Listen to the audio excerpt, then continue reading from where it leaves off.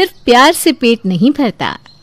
नैना, कितनी बार कहा है कि मुझे बिल्कुल पसंद नहीं है कि तुम इस सुरेश के साथ बात करो, लेकिन तुमने क्या मेरी बातों को ना मानने की कसम खा रखी है? पापा वो अच्छा लड़का है, मुझे समझ में नहीं आता आपको उसे परेशानी क्या है। तो पागल हो गई है तू? कोई अंधा भी बता सकता है कि तेरा उसके साथ कोई मेल नहीं है। कहाँ वो, कहाँ हम लोग। भूल मत वो कैसे बैकग्राउंड से है। पापा आप बिना सोचे समझे अपनी राय मुझ पर थोप रहे हैं। अरे आपने ना उससे बात की है ना मिले हैं, बस अपने मन में एक परसेप्शन बना लिया कि वो हमारी बराबरी का नहीं है। आप मेरी बात मानकर एक बार उससे मिलकर तो देखिए प्लीज़ पापा, मेरी खुशी के लिए। क्या आप नहीं चाहती कि आपकी बेटी हमेशा खुश रहे? बेटा, बाप से ज़्यादा और कौन अपनी बेटी की भलाई चाहेगा, और ये सब मैं तेरी भलाई के लिए ही कह रहा हूँ। हो सकता है आज तुझे मेरी बात समझ में ना आ रही हो, लेकिन कल तू ज़रूर समझ जाएगी कि मैं तुझे कितने बड़े खतरे से बचा रहा हूँ। अगर तेरी यही जिद है कि मैं उससे एक बार मिल लूँ तो ठीक है, वैसे मैं जो कह रहा हूँ सोच समझ कर कह रहा हूँ। फिर भी तेरे कहने से एक बार उससे मिलने के लिए तैयार हूँ। अगले ही दिन नैना के पिता सुरेश से मिलने के लिए उसके घर पहुंच जाते हैं। देखो बेटा, हम हमेशा से शहर में रह रहे हैं। मेरा बिजनेस है, समाज में थोड़ा मान सम्मान है, जिसे मैंने बरसों की मेहनत के बाद पाया है। इच्छा तो मेरी यही है कि मेरी बेटी हमारी बराबरी वाले घर में शादी करे, जहाँ हमारे व्यवहार और विचारों का आपस में मेल होता हो। लेकिन नैना तो कुछ सुनने समझने के लिए तैयार ही नहीं है। अपनी बेटी की खुशी के लिए आज मैं यहाँ आया हूँ। अपने बारे में बताओ, क्या करते हो तुम? घर में कौन कौन है? अंकल, मेरे परिवार में मेरे माँ, पिताजी और 2 बहनें हैं। मेरे पापा एक छोटा सा टेलर शॉप चलाते हैं। उन्होंने बड़ी मेहनत से मुझे पढ़ाया लिखाया, और अपने परिवार से मैं बहुत प्यार करता हूँ। मैं आज जो भी हूँ उनकी ही बदौलत हूँ। फ़िलहाल तो मैं एक IT कंपनी में जॉब कर रहा हूँ। बेटा, बुरा मत मानना, जैसा कि मैंने तुम्हें पहले भी बताया है, नैना ने कभी वो लाइफ जी ही नहीं जिसमें तुम उसे लाना चाह रहे हो। उसे सुख सुविधाओं की और शहरी परिवेश की आदत है। उसके लिए तुम्हारे परिवार में रहना, घुलना मिलना बहुत कठिन होगा। कहाँ सुरेश का ये पतली सी गली में 2 कमरे का कच्चा पक्का मकान, और कहाँ नैना की आलीशान हवेली। सुरेश की साधारण से रहन सहन को देखकर नैना के पिता का मन इस रिश्ते के लिए तैयार नहीं था। घर आकर, देखो नैना बेटा, मैं मानता हूँ कि सुरेश में कोई कमी नहीं है, लेकिन मैं उसके घर जाकर आया हूँ, उसके परिवार माता पिता से मिला हूँ। मैं गारंटी से कह सकता हूँ कि उस घर में तुम्हारा गुजारा नहीं हो पाएगा। अरे बेटा, उसकी गरीबी से दिक्कत नहीं है मुझे। लड़का होनहार है, अपनी मेहनत से पैसा आज नहीं तो कल कमा ही लेगा। लेकिन दिक्कत उनके रहन सहन से है। बेटे की अच्छी नौकरी होने के बाद भी उन लोगों का रहन सहन हमसे बहुत अलग है। मेहमानों को चाय नाश्ता देने के लिए कब तक नहीं है उनके घर में। वहाँ जाकर मुझे लगा जैसे 50-60 साल पीछे धकेल दिया हो किसी ने। जिस तरह का जीवन वो लोग जी रहे हैं ना बेटा, वैसा जीवन तो मैं भी नहीं जी सकता। तेरी तो बात ही अलग है। नैना के सर पर सुरेश के प्यार का भूत सवार था। पिता से रिश्ते के लिए ना सुनकर तो जैसे वो बिल्कुल बावली सी हो गई थी। सुरेश कोई फायदा नहीं है, मेरे पापा को हम दोनों का प्यार कभी दिखाई नहीं देगा। अरे वो धन दौलत पैसा रुतबा इन चीज़ों में फंसे रह जाएंगे। उन्हें कोई फ़र्क ही नहीं पड़ता कि उनकी बेटी की खुशी किसके साथ है। मैं पापा को मना कर थक गई हूँ सुरेश, वो कभी नहीं मानेंगे। मुझे समझ में नहीं आता मैं ऐसा क्या करूं कि तुम्हारे पापा इस रिश्ते के लिए मान जाए। वो कभी नहीं मानेंगे सुरेश। अब बस एक ही रास्ता बचा है, वो ये कि हम दोनों घर से भाग जाए। अरे कैसी बात कर रही हो नैना? घर से भागने का मतलब समझती हो? एक बार जो तुमने घर छोड़ा तो फिर शायद ही कभी लौटकर उस घर में वापस जा पाओगी। सोच लो, क्या तुम्हारे पापा तुम्हारी इतनी बड़ी गलती को कभी माफ कर पाएंगे? सुरेश, मैं तुमसे प्यार करती हूँ, मेरा प्यार कोई गलती नहीं है, और मुझे तुम्हारे बिना रहना मंजूर नहीं है। अगर पापा को हमारा प्यार और खुशी दिखाई नहीं दे रहे तो मैंने भी सोच लिया है, मैं पापा की जिद के आगे अपना सर नहीं झुकाऊंगी। तुम बस ये बताओ, तुम मुझसे शादी करोगे या नहीं? मैं शादी करने के लिए तैयार हूं नैना। ठीक है, अगर तुमने सोच ही लिया है तो मुझे कोई आपत्ति नहीं है। उसी रात नैना थोड़े रुपए, गहने और अपने कपड़े एक बैग में पैक करके घर से भाग जाती है और मंदिर में जाकर सुरेश के साथ शादी कर लेती है। अगले दिन, पापा, मैंने शिव मंदिर में सुरेश से शादी कर ली है, मुझे माफ़ कर देना, लेकिन मैं सुरेश के बिना नहीं रह सकती। ये क्या किया तूने नैना? ये कोई मजाक नहीं है। अरे इतनी बड़ी हो गई कि माँ बाप की मर्जी के बिना घर से भागकर तूने उससे शादी रचा ली। अरे मैं तेरा बाप हूँ, दुश्मन नहीं हूँ तेरा। जो कुछ भी कह रहा था तेरे भले के लिए कह रहा था। ठीक है, अब जब तुमने शादी कर ही ली है ना तो निभाओ। कल को कोई तकलीफ होगी तो मत आना पापा के पास रोते हुए। पापा, मुझे लगा था शायद अब आप मुझे आशीर्वाद दे दोगे, लेकिन आज भी आप तो अपने घमंड में ही चोर हो। अभी भी आपको यही लग रहा है कि मेरा घर टूट जाए और मैं रोते हुए आपके पास आऊं। तू अपने बाप को गलत समझ रही है। खैर, तुझे जो करना था तूने कर लिया। मेरा आशीर्वाद तेरे साथ है, खुश रहना। नैना बेटा, तूने हमें बिना बताए शादी कर ली। कितना बड़ा दुख दिया है हमें। ये बात तो तुम तब समझोगी जब खुद माँ बनोगी, लेकिन फिर भी मैं तेरी माँ हूँ, दुआ ही दूंगी। माता पिता के आशीर्वाद के बिना तूने शादी तो कर ली, लेकिन अब उसे शिद्दत से निभाने की कोशिश करना। मुझे आपकी बहुत याद आएगी माँ, मुझे गलत मत समझना, मैं आप दोनों से बहुत प्यार करती हूँ। हम भी तुझसे बहुत प्यार करते हैं बेटा। तेरे पापा का गुस्सा ठंडा होने दे, फिर हम आकर तुझसे मिलते हैं। अभी तुम अपना ध्यान रखना, रखती हूँ फ़ोन। बेटी के इस तरह घर छोड़कर भाग जाने और सुरेश के साथ शादी कर लेने के कारण नैना के माता पिता बहुत गहरे सदमे में थे। मैं कभी सोच भी नहीं सकता था कि मेरी बेटी यूं घर छोड़कर भाग जाएगी और उस लड़के से शादी कर लेगी। अरे सुनीता, मैं दुश्मन नहीं हूँ उसका। मैं उस लड़के के घर गया हूँ, उसका रहन सहन देखा है मैंने। हमारी बच्ची वहाँ 10 दिन भी नहीं रह पाएगी। मैं उसे टूटे हुए रिश्ते का दर्द नहीं देना चाहता था, इसीलिए मना कर रहा था कि वो इस रिश्ते से दूर रहे तो ही अच्छा है। लेकिन प्यार की पट्टी आंखों पर बांधकर तुम्हारी बेटी ने बहुत बड़ी गलती कर दी है। अब बस मैं भगवान से यही मांग रहा हूँ कि भगवान उसे इस रिश्ते को निभाने की क्षमता देना।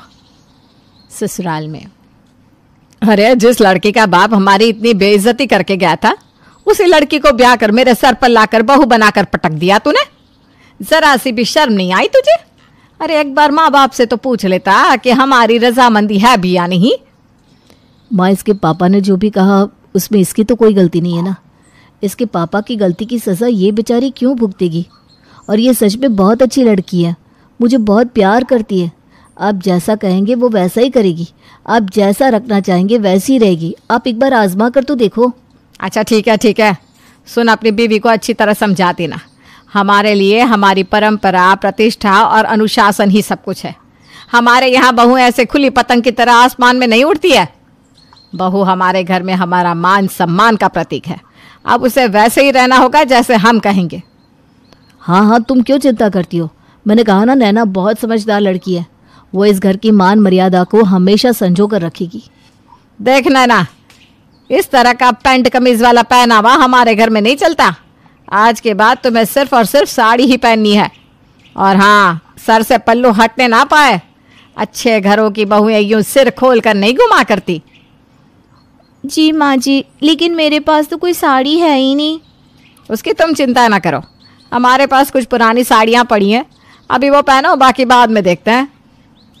अच्छा चलो, अब नहा धोकर मंदिर में हाथ जोड़ लो, उसके बाद तुमसे रसोई पूजा करा देते हैं।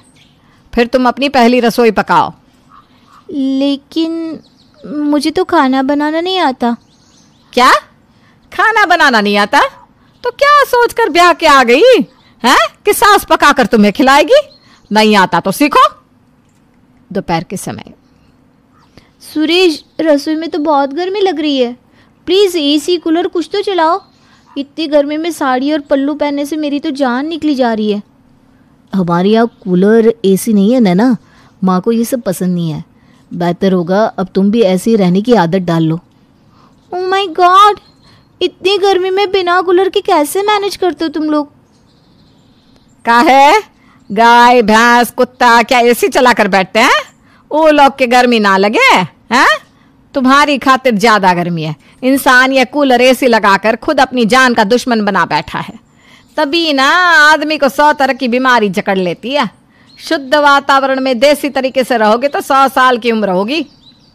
सास की जाने के बाद ये सब क्या है सुरेश? चूल्हे पर आज के समय में कौन खाना पकाता है? ना घर में गैस सिलेंडर है, ना फ्रिज।